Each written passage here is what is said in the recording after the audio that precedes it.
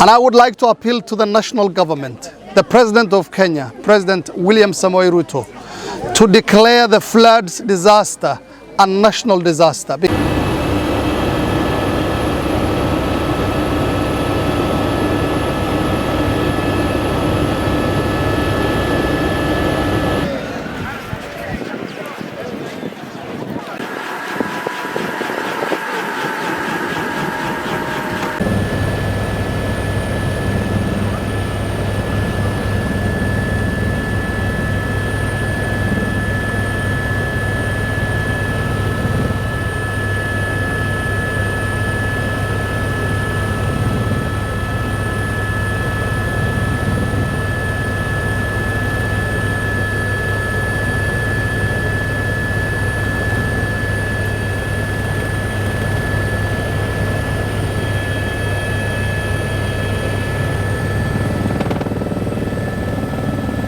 It's my pleasure to be here in Sarif today, one of the key settlements in Wajir South constituency, one that has been struck by the disaster of floods.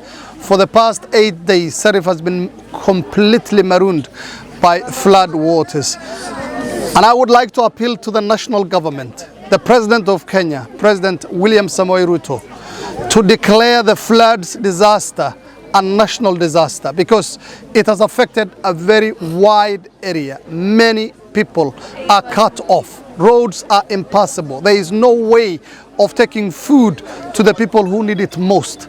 And it's only by helicopter that most of these settlements are accessible. That's why we're saying we are fearing the outbreak of diseases like cholera and other waterborne diseases because of the destruction that the flood waters did to the pit latrines that are widely in use in these parts of the country. We are fearing outbreak of diseases, and right now most of the medical facilities do not have enough medical supplies, and we appeal to the government to declare these floods that have struck not just in Wajir South, but in the entire Wajir County and also most parts of northeastern Kenya, a national disaster, so that we can get much needed aid to the people. You can imagine people who've been sitting in their homes for so long, no vehicles coming to them with food supplies.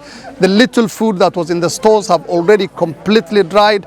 Little help is coming from outside.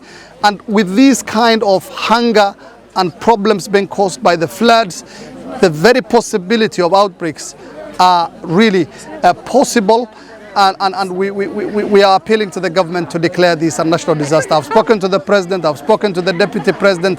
They are aware of the problem afflicting not just my people in Wajir South, but my people in the entire northeastern Kenya. I believe it's time we declared the floods a national disaster, so that we can begin in earnest the role and responsibility of supplying the people with much needed aid. They need it, and they need it now.